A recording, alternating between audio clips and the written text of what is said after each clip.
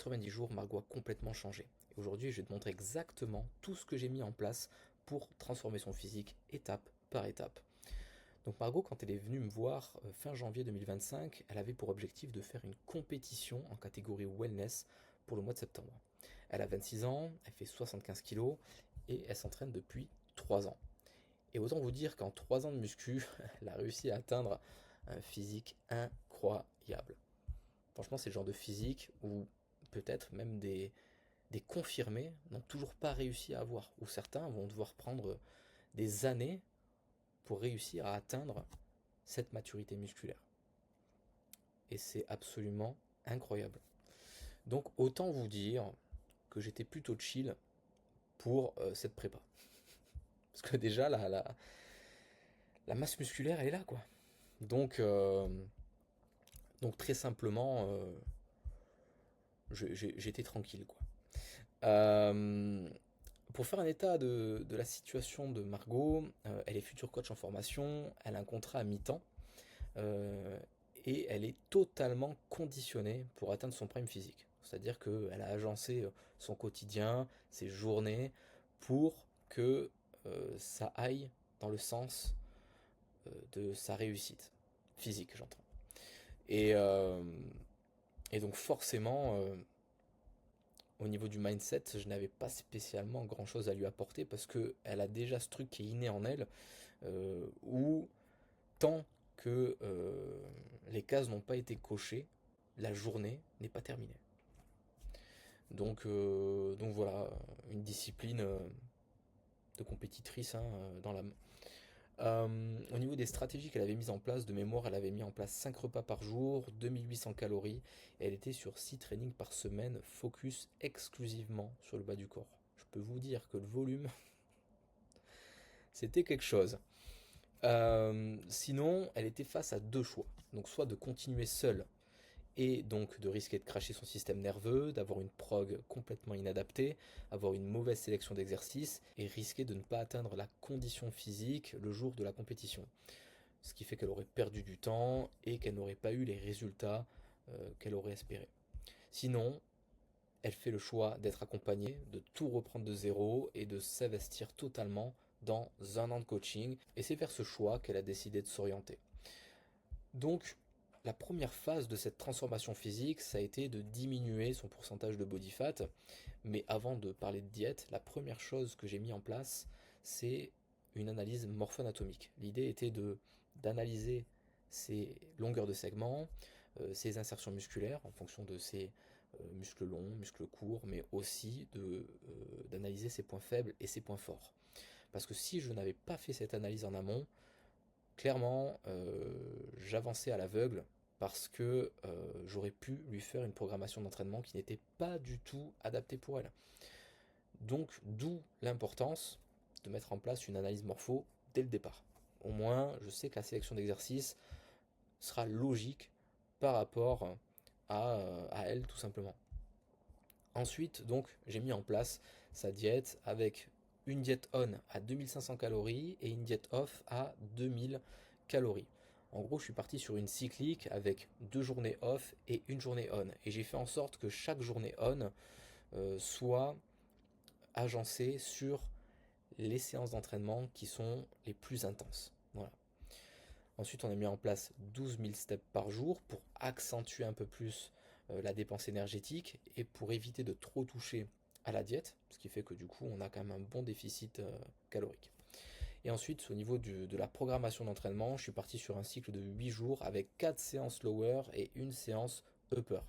Donc la structure de ces entraînements était très simple, hein. C'est une semaine axée sur les fessiers et une semaine axée sur les quadriceps. Et l'idée c'était de surcharger un groupe musculaire pour ensuite le laisser récupérer pendant que l'autre prenait le relais sur la semaine suivante. Donc en gros on se retrouve avec ce modèle. Ensuite,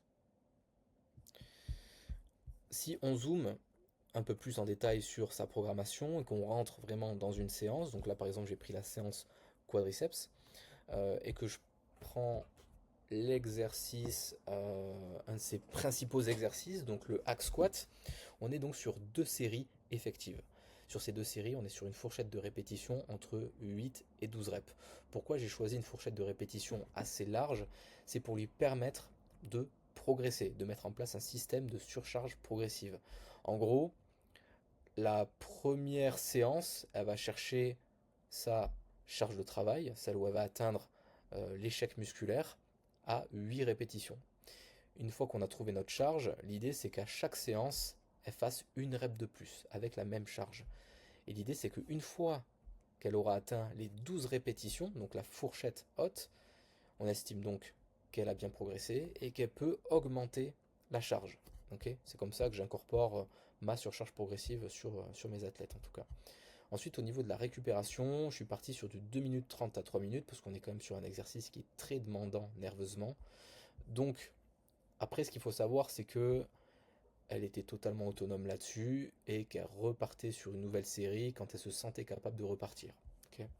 Donc, au niveau de l'organisation, on est évidemment sur un warm-up, donc une montée en gamme, où donc on monte progressivement la charge jusqu'à arriver à sa série de travail, donc là le top 7. Et ensuite on a une deuxième série, donc une série spéciale ou technique d'intensification. Là j'ai choisi un cluster pour Margot, donc on est sur du 4 répétitions, 15 secondes de repos, 4 répétitions, 15 secondes de repos, 4 reps, 15 secondes, 4 reps. Ensuite, Margot devait me faire un bilan hebdomadaire chaque fin de semaine. Donc en gros, elle devait m'envoyer ses photos, ses mensurations, son poids et un petit compte rendu du déroulement de sa semaine. Donc elle m'a envoyé tout ça sur mon application. Là, bon, j'ai fait une petite capture parce qu'elle me l'avait envoyé sur WhatsApp. Mais voilà, en tout cas, vous avez déjà l'idée de ce que j'ai mis en place au niveau des bilans. Voilà. Ce qu'il faut savoir aussi, c'est que Margot m'envoyait très régulièrement des vidéos de ses trainings parce que je lui faisais des analyses vidéo complètes sur chaque série. Ça me permettait derrière de lui faire un retour complet sur sa technique d'exécution, sur l'intensité qu'elle y mettait, mais aussi sur les tempos, etc., etc. L'idée c'est d'ajuster, de peaufiner, parce que vraiment avec elle c'était des petits réglages, mais qui pouvaient avoir vraiment leur importance. Donc, euh, donc voilà. Évidemment, évidemment, dans une prépa, tout ne se passe pas comme prévu et on a été confronté à une blessure. Donc, elle se plaignait d'une douleur au niveau du moyen fessier. Donc, première hypothèse, c'était que le piriforme avait subi une grosse inflammation. Donc après plusieurs passages chez le kiné et avec un IRM, on a réussi donc à déterminer la vraie cause. Donc en gros, c'était une légère asymétrie de la cavité articulaire gauche où se loge la tête fémorale. Donc en gros, on a une asymétrie, ce qui fait que derrière, ça provoque une faiblesse et donc une inflammation qui est due à une compensation du corps parce que le corps cherchera toujours à compenser. Du coup, conséquence de tout ça, j'ai mis en place un déload avec une diminution du volume, de la fréquence d'entraînement et de l'intensité évidemment. Donc on est passé sur du 4 RIR. Donc en temps normal, elle était sur du 0 voire du 1. Donc quand je parle de RIR, je fais référence aux répétitions de réserve. Donc en gros, quand on est sur du 0 voire du 1, on est très très proche de l'échec, voire à l'échec total. Alors que là, 4 RIR, bon, en gros, ça veut dire qu'elle a encore 4 répétitions. Elle pourrait faire 4 répétitions de plus, mais je l'arrête volontairement avant, voilà, pour déjà récupérer nerveusement et, euh, et voilà. Donc on a évité donc pas de série spéciale, pas d'explosivité, on s'est vraiment concentré sur le travail technique et un maximum de temps sous tension, vu que les tendons n'aiment pas l'explosivité. Donc voilà. Bilan après 3 mois. Donc là, je vous remets les photos du début du coaching. Voilà. Et après 3 mois, résultat des courses. On est passé de 75 kg à 66,1 et je vous laisse voir les résultats qui parlent d'eux-mêmes. Voilà. Donc Margot a perdu 9 kg en 3 mois, 5 cm de tour de hanche et 5,5 cm de tour de taille. Donc un résultat absolument impressionnant. Et qu'est-ce que ça lui a amené, tout ça? Donc forcément une satisfaction personnelle, okay, donc personnel évidemment, j'ai fait une petite faute. Mais aussi un rattrapage des points faibles parce qu'on a réussi à rattraper les ischios qui étaient un petit peu à la ramasse et on a réussi à augmenter la densité du fessier, donc franchement c'est top. Physique donc plus harmonieux, une meilleure confiance en elle. Et après il y a toute une partie éducative que je lui ai apportée parce que évidemment je n'ai absolument aucun intérêt de lui faire appliquer bêtement des protocoles. Moi, l'idée, c'est vraiment de lui apporter un bagage de connaissances pour qu'elle puisse être totalement autonome plus tard. Donc, que ce soit au niveau de la nutrition, de l'entraînement, mais aussi de la physiologie interne. Donc, pour moi, ça, c'est très, très, très important et j'y attache une grande importance, en tout cas, à cette éducation auprès de mes élèves. Ensuite, après ces bilans, on est passé sur une phase 2, donc la phase de reverse et de bulk. Donc en gros, reverse diet et une prise de masse. Donc l'idée c'était d'augmenter progressivement les calories. Donc on est passé en on à 2700 et en off à 2200. Alors évidemment, on y est allé step by step. L'idée c'était pas de tout de suite remonter. On a diminué un petit peu le nombre de steps parce que c'était plus forcément utile d'être aussi haut. Donc voilà, surtout qu'on était en phase de bulk, donc en soi pas forcément utile de conserver un total de pas trop élevé. Ensuite on est passé sur un cycle de 7 jours avec 4 séances lower. Donc j'ai supprimé la séance upper, parce qu'il faut savoir que Margot a des prédispositions à avoir un haut du corps qui se développe très très très facilement. Donc initialement j'avais mis une séance upper pour conserver les gains qu'elle avait acquis à travers toutes ces années. Mais le problème c'est que même avec un faible volume, elle avait le haut du corps qui se développait très très vite.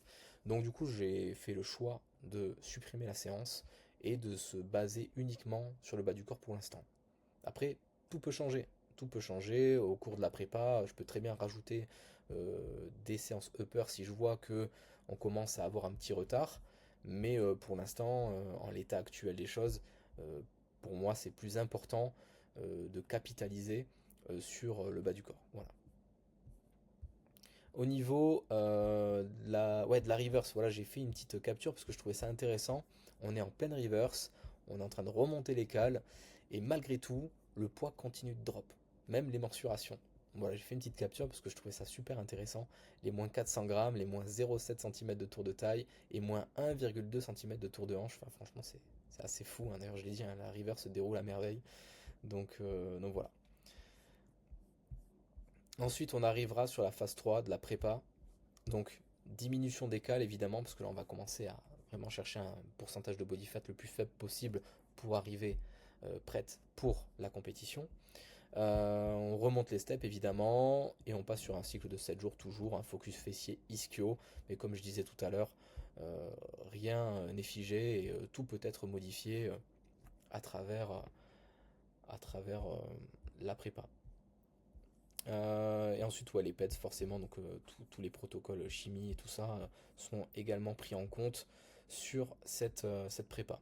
Donc là, c'est un exemple type de ce que j'ai pu lui montrer parce que j'aime bien en fait que mes athlètes aient un visuel sur la timeline. Comme ça leur permet de visualiser un peu plus certains objectifs, certains paliers à atteindre.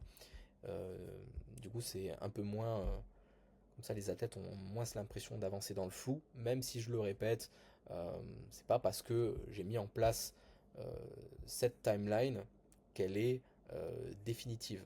Okay, à tout moment, ça peut changer, à tout moment, peut y avoir des modifications en fonction de comment le corps réagit au niveau de la physiologie interne, au niveau des trainings, au niveau de la nutrition. Voilà, tout est modifiable. Voilà, donc très, très souvent, je prends ma gomme, j'efface et je recommence. Voilà. Donc petit rappel, hein, donc la shape actuelle. Donc voilà, je vous remets sa shape actuelle, hein. Donc avant le coaching, on en était ici. Et là, aujourd'hui, on en est là. Donc voilà, on voit que les ischios, vraiment, on a vraiment rattrapé un certain retard. La taille, c'est qui s'est vachement affinée. Les quadriceps qui commencent vraiment à bien ressortir, hein. qui commence vraiment à bien découper. Donc voilà, ça a vraiment très très bien bougé. Donc, si tu veux rien rater de tout mon contenu, évidemment, pense à t'abonner sur mon compte. Et si toi aussi tu veux atteindre ton objectif comme Margot, pense à réserver ton appel ci-dessous pour qu'on puisse débloquer ta situation.